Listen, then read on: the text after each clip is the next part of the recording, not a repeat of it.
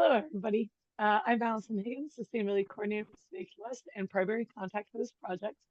I'm incredibly excited that so many of you have tuned in for our third of many opportunities to share and learn about how climate change is predicted to affect our island and what we can do to be ready for that change. Today, we are reviewing the island's critical facilities that are vulnerable to current and future flooding. In the coming months, we'll be digging into 7 subject areas to create an adaptation plan, including infrastructure, transportation, health and social wellness, historical and cultural preservation, power and water, economic recovery, housing and shelter, and environmental preservation. At the end of this presentation, we will provide a link to our survey so you can add your voice to this project. With that, I want to introduce our guides on this process, George Vince from Tetra Tech and Aaron Deedy, PA, who have decades of experience in all things adaptation. Take it away, Georgia.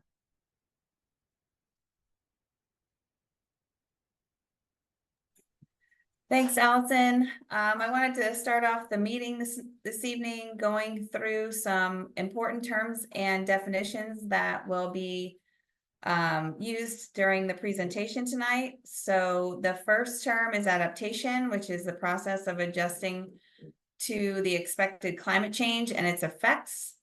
Assets are the people, resources, ecosystems, and infrastructure, and the services they provide. We'll be talking a lot about critical assets this evening. Mitigation is a human intervention to reduce emissions or enhance the sequestration of greenhouse gases. Resiliency means the capacity of a community, business, or natural environment to prevent, withstand, and respond to recover from disruption. Retrofitting is modifying infrastructure, buildings, and systems to enhance resiliency. And risk is the potential and cost of something of value is damaged or lost, considered together with the likelihood of that loss occurring. And the sensitivity is the degree to which a system, population, or resource may be affected by climate hazards. So to go through the agenda really quick, we're going to do an overview of the project. We will discuss the vulnerability assessment results and significance. We'll talk about the sensitivity analysis and the critical assets. And we'll talk about our next task, which is the adaptation plan. And we'll talk about our project schedule, and we will take questions and answers at the end of the presentation. You can raise your hand at the end to go off mute and ask your questions, or you can use the Q&A feature if you have a question that you'd prefer to type in.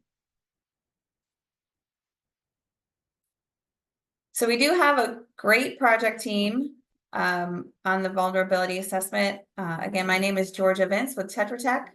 Tonight we have Aaron DDPA. Clearview Geographic is one of our sub-consultants, along with Search. They're an archaeological firm. Berzaga is our outreach firm.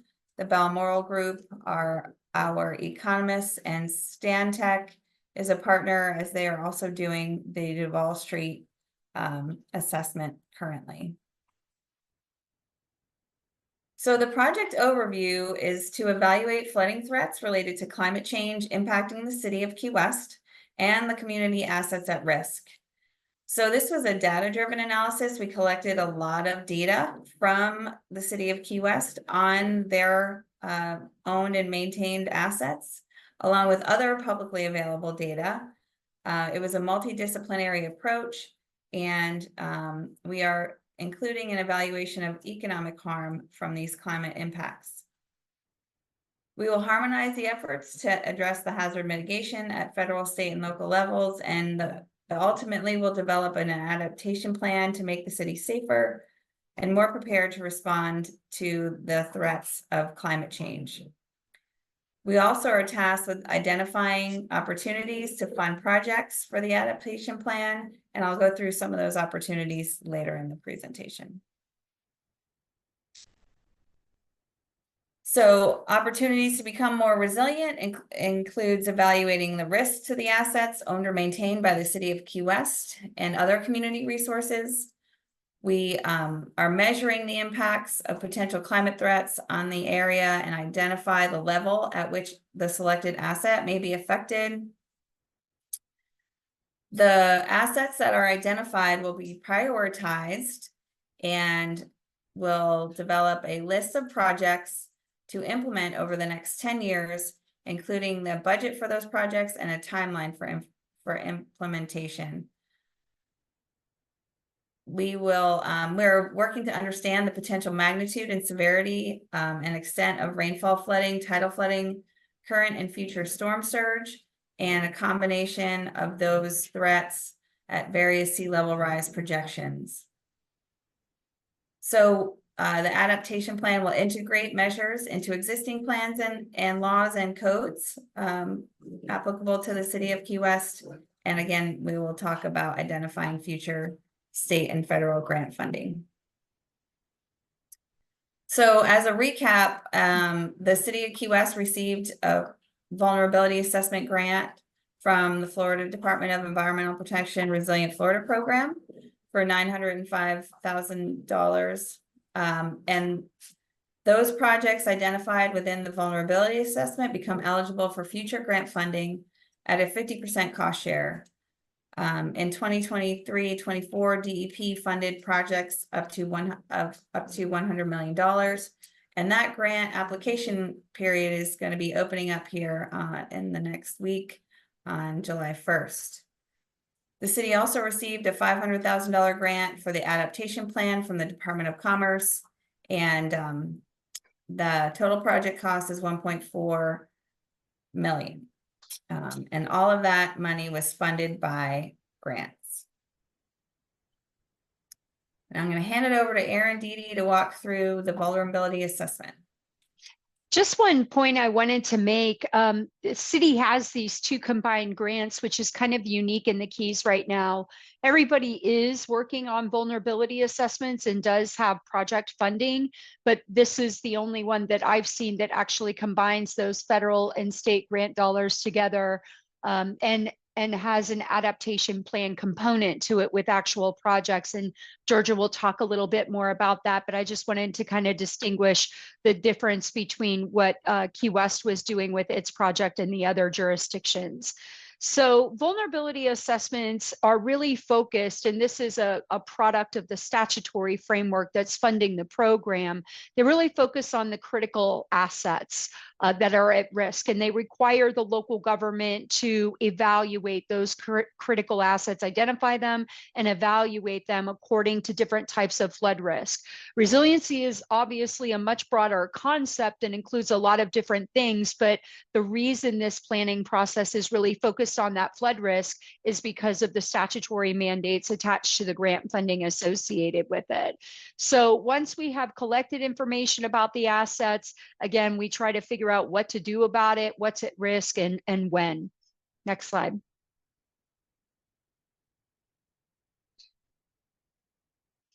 So as I mentioned previously, the program is really focused on different types of flood risk, but different types of flood risk can affect different areas in different ways.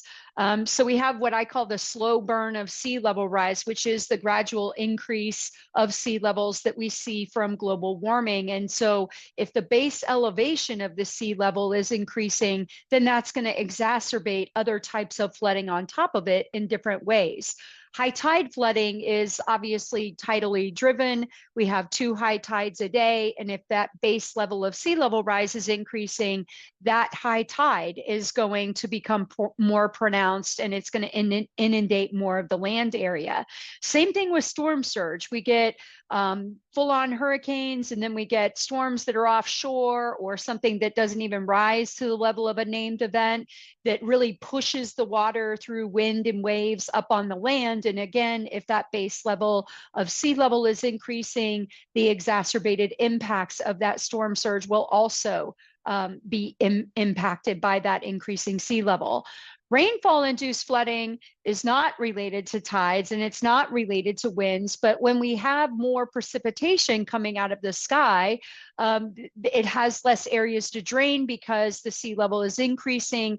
It's further incurring onto our stormwater management system, which means there's less capacity downstream for that rainfall stormwater to drain. So the sea level does have an impact on rainfall driven flooding as well. And then compound flooding is really the official name for what I've talked about when you combine all of these different scenarios together.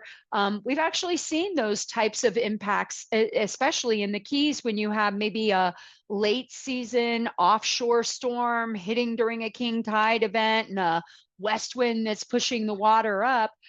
You can actually see those compound flooding effects. Next slide. And so we work from a base of sea level elevation. Key West is lucky. We have one of the longest periods of record at a tide gauge in Florida, and I believe the Southeast United States.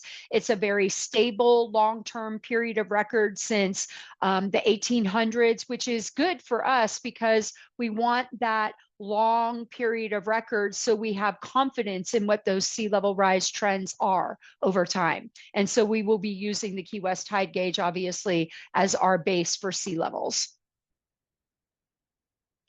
The asset classes that I mentioned, again, this program is really, really driven towards looking at the city of Key West assets and other what we call regionally significant assets, which are things that are located within the city of Key West, but they're not necessarily owned and maintained by the city of Key West. And we have to look at both types of assets. So we look at transportation assets, critical infrastructure, which is all of your utilities, water, wastewater. And again, that's not owned by the city of Key West. It's owned by FKAA. We know that, but we want to obviously provide that data and to the city of Key West as potentially a partner in looking at adaptation projects. Critical community and emergency facilities. Again, the city of Key West does not own hospitals and medical facilities and schools, but these are facilities that the residents and the business owners of the city rely upon. So obviously we want to evaluate those impacts. And then the natural, cultural, and historic resources, of which there are many in the city, conservation lands. We will evaluate impacts of these different types of flood scenarios on those assets as well. And so what we have just completed doing is collecting all of the information about all of these assets. It is a monstrous data set to compile all in one map layer, but we do have the information that reflects all of those different assets, and we have vetted that with the city and with our stakeholder group to make sure that we have incorporated everything into that asset data set. And so then once we have the assets, we start looking at the exposure to these different flood scenarios. The state requirements only require us to evaluate the 2040 and the 2070 scenario, but we also model the 2100 scenario because you do want to understand what those very long-term impacts are to certain types of decision making with regard to infrastructure that may have a very long useful life. And so what we do is we take those 2040, 2070, and 2100 projections. We look at what's going on the ground today. We add sea level rise to it. We have sea level rise plus the tidal flooding, which we usually use the highest high tide of the day. Then we will add rainfall on top of that. We will add surge on top of that. And that final scenario is what I call the mashup scenario, where we have all of those different modes of flood risk in one type of mapping layer that we can evaluate. Next slide. And so now I'm going to walk through that exposure analysis where we're going to break down the different types of flooding.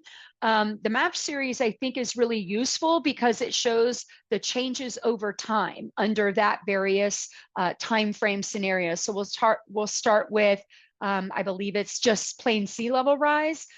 So this is present day. Then we have 2040, 2070, 2100. You can see the increase in the blue there. The darker blue are the the higher depths of water inundation.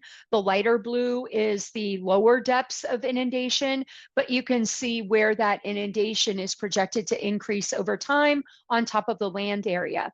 One thing that I should note in these maps is they don't account for any operations of infrastructure. Like for instance, this is just a strict function of elevation of the water, elevation of the land. It does not account for the fact that a seawall may hold the water back, or there may be a pump in place to pump the water. There may be a tidal valve to prevent that water from coming onto the land. So this is just a straight up evaluation of land area and water inundation. Next slide.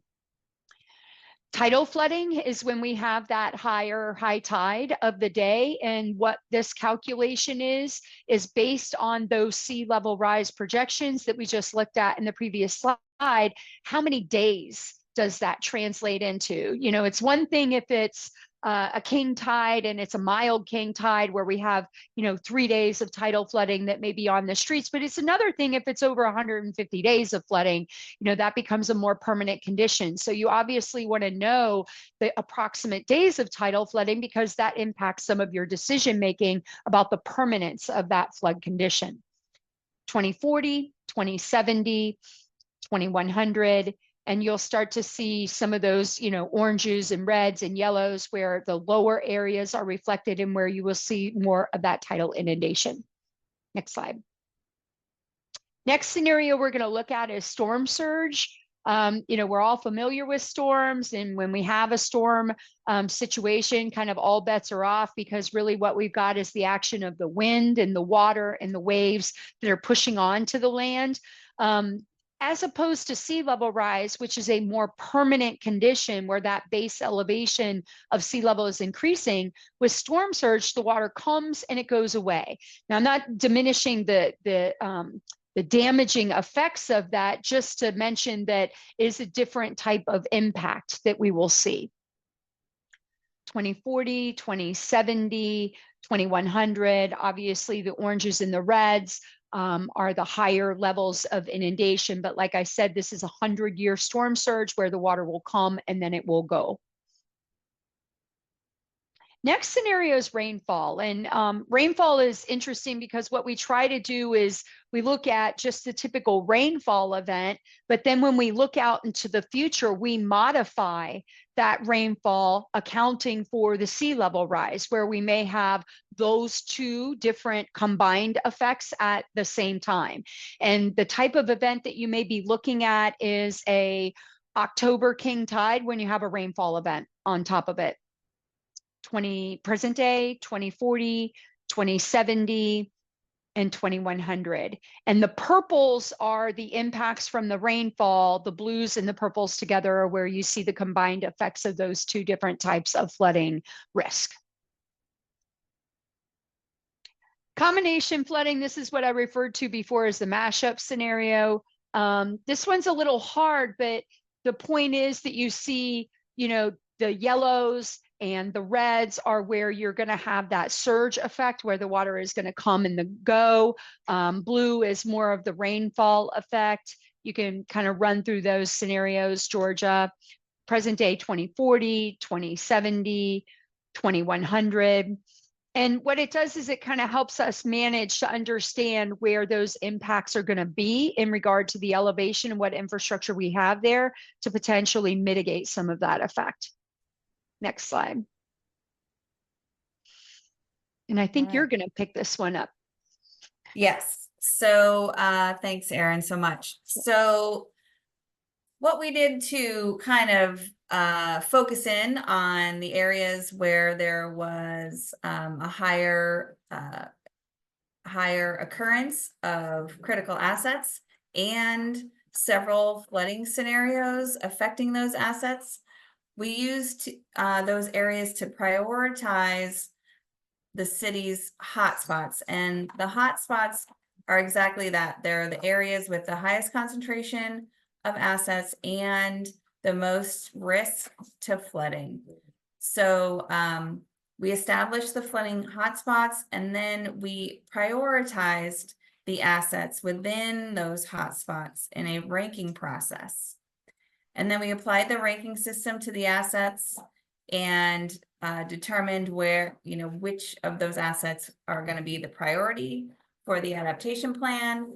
And then we move forward to identify those adaptation strategies for the prioritized assets.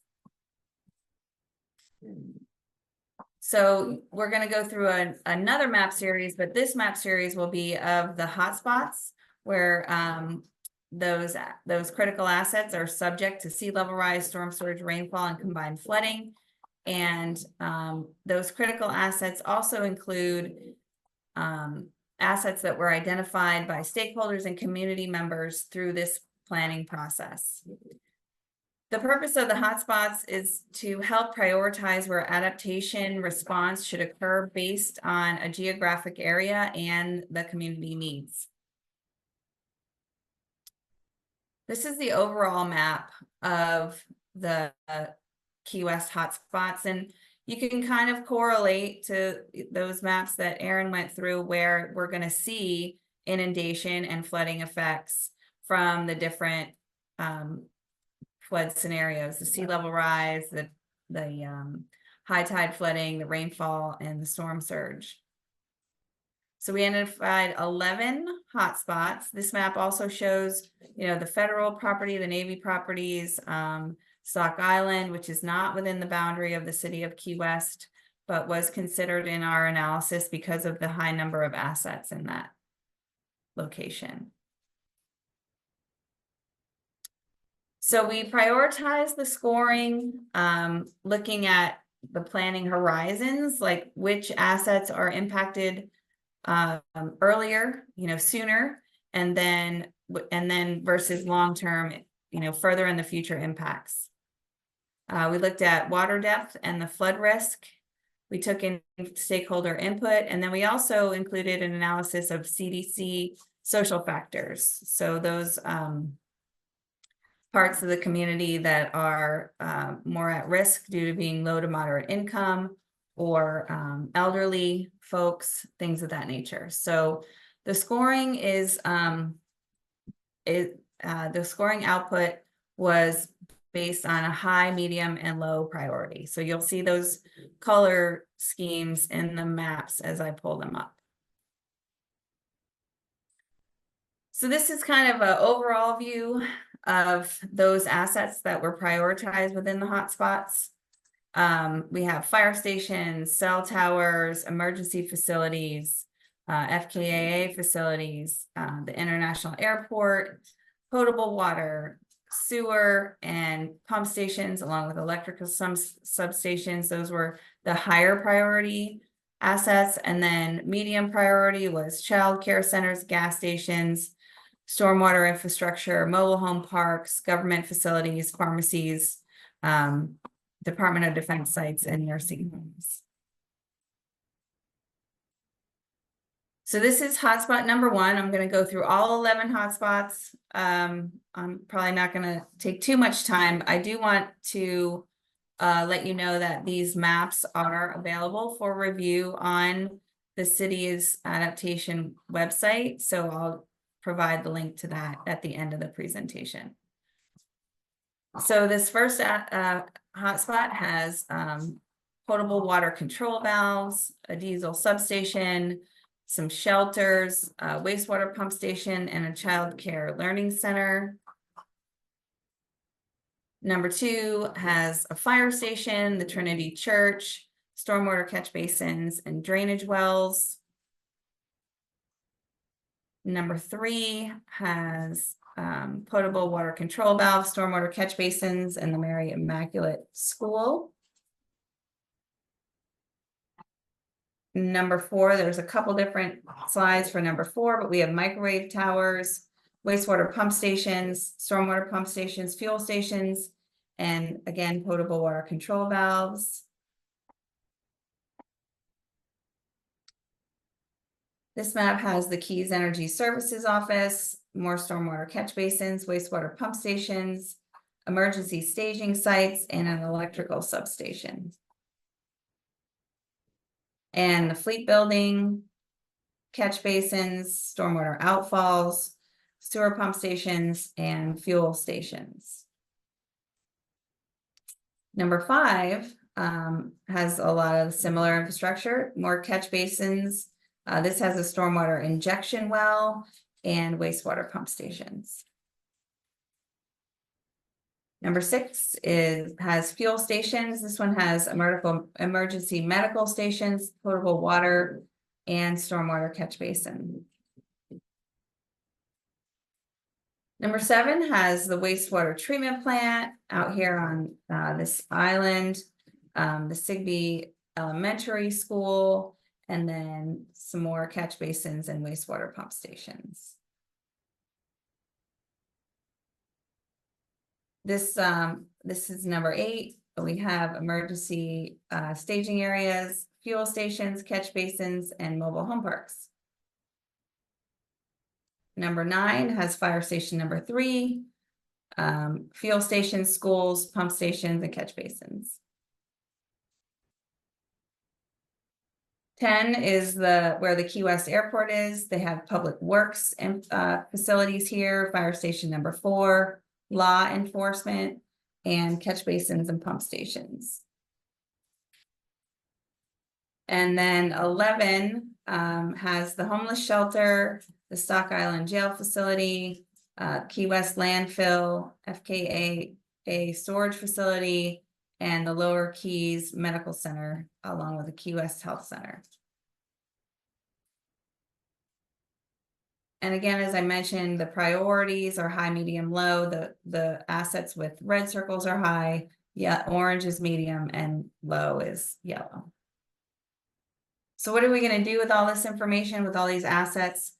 We're going to take it and pull it into an adaptation plan. So we'll use this information as a basis for identifying those assets that are at risk and look and coordinate with the city to look to adapt those assets for future flood risk. The assets or the adaptation strategies that we'll identify will include structural and non-structural strategies. And we're not just going to look, we're going to look at both regional and community scale, and we'll prioritize these actions throughout a 10-year implementation plan and timeline. As Allison mentioned, the adaptation strategies we have 7 focus areas. I'll go through those next. We'll perform cost-benefit analysis for projects, policies, and plans, and we'll identify planning level cost estimates for infrastructure projects. We will identify planning level cost estimates for those infrastructure projects and funding opportunities. And we'll, as I mentioned, develop a 10-year timeline for funding and implementation of the prioritized projects. The 7 focus areas are infrastructure, and that is going to include utilities and other, sorry, not utilities. The infrastructure includes transportation, police station, fire stations, and other emergency infrastructure. The environmental chapter will include a look at all of the natural areas within the city and focus on natural and green adaptation strategies.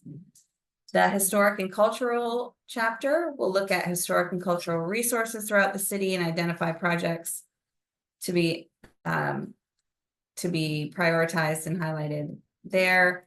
And then power and water utilities. We'll have a whole economics chapter, which will evaluate how the economy will be affected by these climate hazards.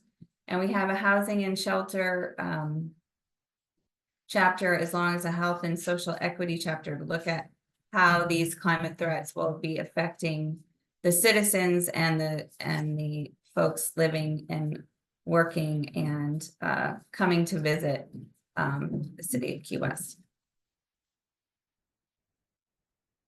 So the adaptation strategies that we'll be looking at for flooding hotspots, and this is not an exhaustive list, this is just a few. We'll look at the infrastructure hardening and relocation, green and nature-based solutions, community education programs, emergency management planning, and land use and code guidelines So we'll walk through a couple examples of adaptation strategies. They can include flood protection systems with concrete walls designed to handle major storms, or temporary infrastructure like these tiger dams in the lower photo. These stormwater systems are designed for inside and outside of protection areas, and they may include the need for a pump station to pump water outside of the protection area. We recognize that the city has a lot of stormwater pump stations and stormwater infrastructure, and so we will evaluate the potential for some of those assets to be modified to allow for them to continue to operate during flood conditions. So we'll move the electrical components above the flood depths, and it could include, you know, the mechanical and electrical, a generator, things of that nature. So that's just moving those components of a pump station out of the water so it can continue to work during flood conditions. We'll also look at nature-based solutions, living shorelines, erosion control, energy dissipation, and water quality improvements and habitat creation.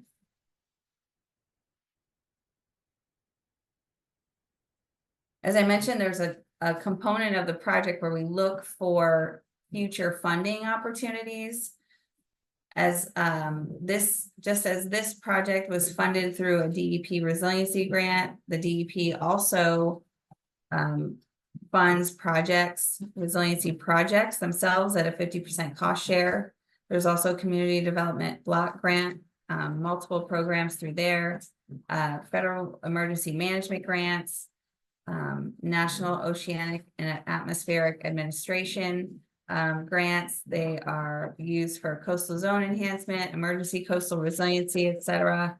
The Department of Interior has grant opportunities, the EPA, and then there's just, you know, a myriad of other funding opportunities. So we'll go through those funding opportunities and try and match the criteria of those grants to the projects that will be implemented through the adaptation plan. Here's our roadmap to the climate adaptation plan. We're here at the June 27th public workshop.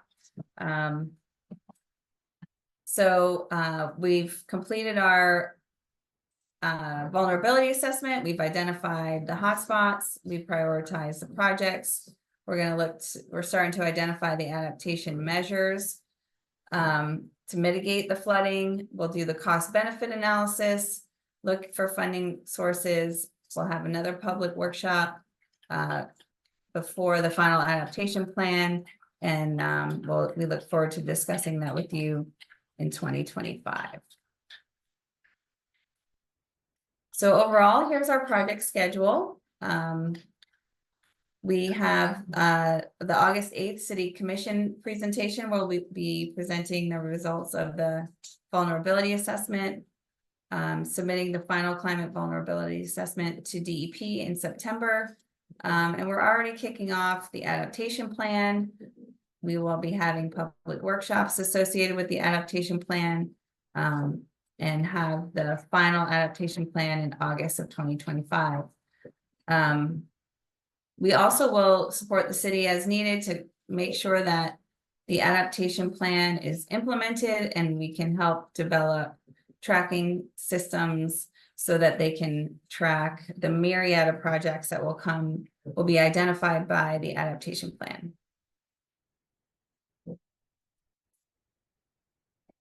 So this evening, I hope the key takeaways are that the city has and will be affected by climate threats. The city is proactively addressing resiliency by doing the following. They're looking to further reduce risks to flooding and climate threats, align local, state, and federal resources with needs of the community, and develop a focused and comprehensive approach to adaptation. And we really like community input. I can't stress it enough. We really want to hear from the folks on the call, and we have several ways that you can provide feedback to us. We have a community survey. You can use your phone to scan that QR code We have a project newsletter, which is on the right-hand side QR code. You can email us at qsadapts@gmail.com. And you can check the project information and updates on KeyWestAdaptationPlan.com. And as I mentioned, the map series for the hotspots, if you wanted to delve into those in more detail, they are available on the KeyWestAdaptationPlan.com, along with the combination flooding maps. So you can visit there and check out those resources as well.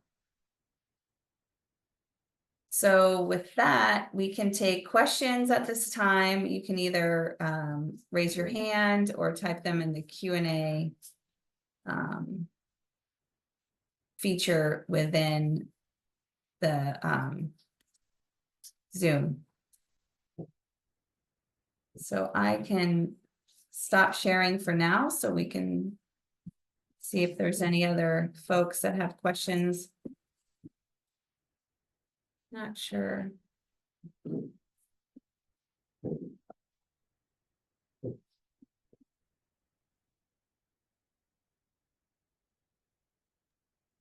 Looks like you did a good job. Patricia Nolan has a question. I am going to unmute you, Patricia. Go ahead and ask your question.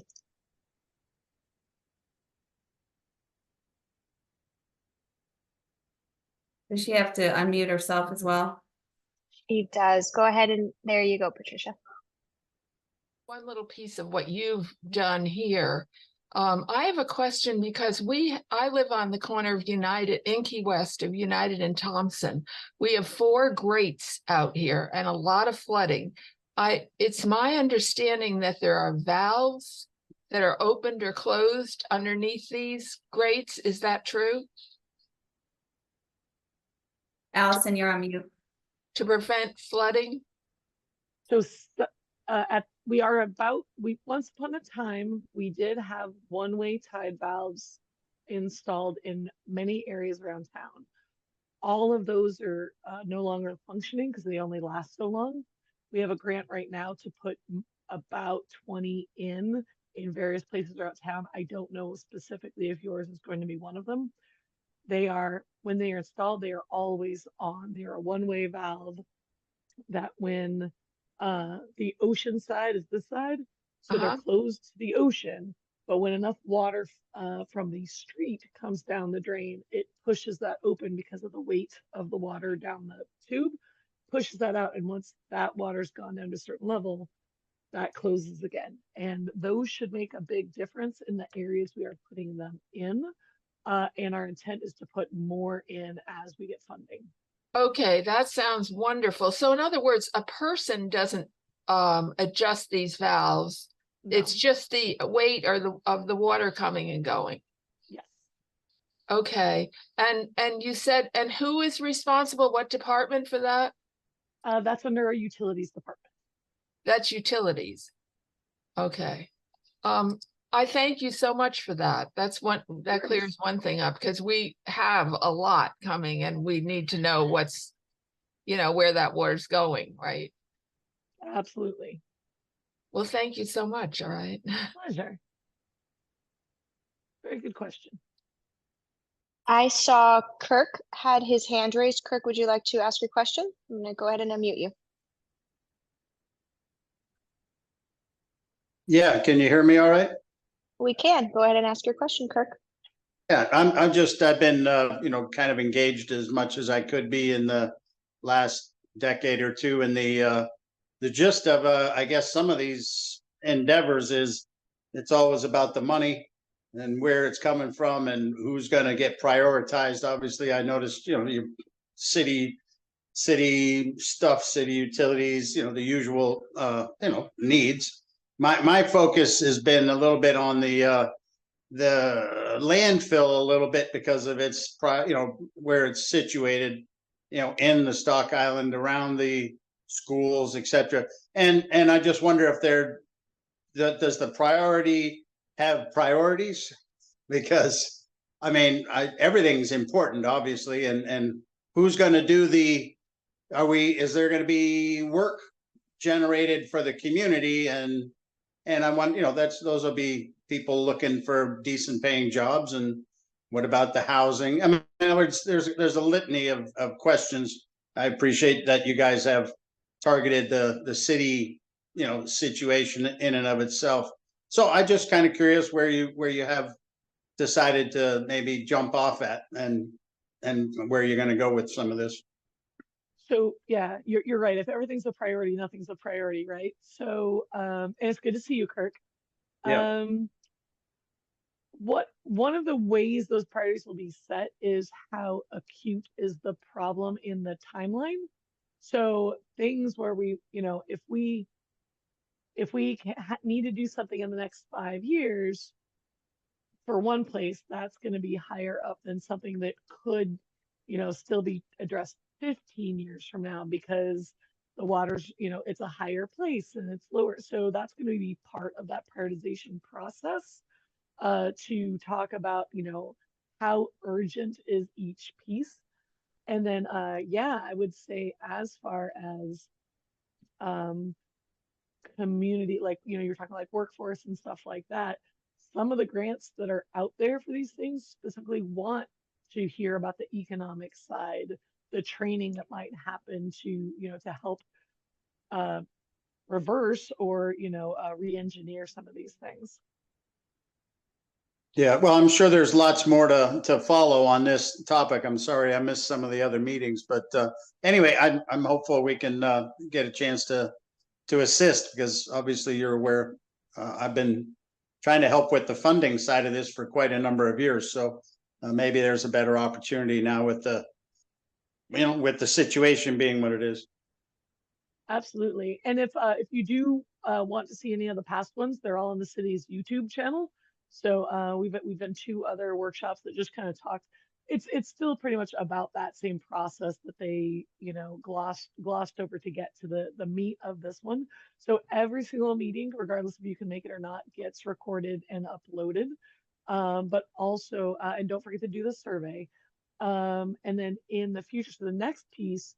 So this one was very what will be critical asset heavy. So it's the infrastructure pieces. But when we get to the chapters, it's going to be talking about, not that I would call it a softer thing, but the housing side of things and the health side of things. And so these pieces that aren't called out just yet, because this part of our grant specifically wants to know about those specific assets and flooding only, but we'll be talking about heat. We'll be talking about, increased storms and winds too. So these pieces aren't there yet, but those are coming. And yeah, any help we can get is great. Yeah. Well, I appreciate this effort, of course, and belated as it may be, at least from my perspective. The idea that we have, some comprehensive, I don't know, I guess proposals in the pipeline of sorts, perhaps, but the examples being generated by this. I mean, in other words, the compact that's going to be coming up. Is there a sharing scenario, or is it each town for itself? I mean, I'm working on some stuff up in Lauderdale at the moment, and they have similar problems. Is there a way to reduce redundancy, perhaps throughout the compact, and showcase other communities the ability? Because again, we're all in the same boat, sink or swim type deal. So I'd be curious to hear, is everybody going to have to pony up individually, or is there a way to coalesce and kind of co-op this situation so we can reduce some of the overall study costs? For one, I mean, it's going to be, I'm not saying everything's the same, but there's a lot of similar overlap. Yeah. So the beauty about COVID bringing us into the new era of video chats. There are a number of sustainability networks specifically for local governments where we either monthly or quarterly, depending on which of the 2 major ones that we're a part of, share these kind of things. So somebody say, hey, I'm working on this. Has anybody done this? And then everybody, emails them all the newest stuff. And in writing the grant and the scope for this project, I reviewed, the latest and greatest adaptation plans that have been put out, up to date for that. So there is a lot of sharing going on. It's just mostly behind the scenes. Yeah, well, I appreciate it. I'll get off this on my side of this because I'm sure other people have questions. But yeah, I don't even have a list necessarily. I just have a bunch of asks that you're aware I could go on, unfortunately, indefinitely. So thank you, and I look forward to hearing more about it. Thank you, Kirk.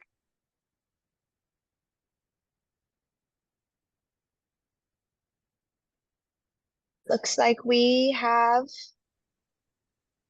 a comment in the chat. The findings of the vulnerability assessment can provide evidence for funding requests from Vicky. Thank you, Vicky. Are there any other questions from our attendees this evening?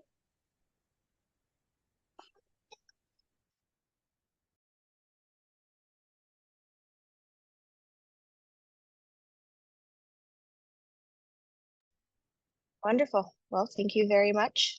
George, I'll turn it over to you, Allison, to say your goodbyes. Yeah, I just wanted to say thank you all for attending this evening. And if you have questions, if they come up at a future time, if you have thoughts and ideas, feel free to send an email to the City of Key West.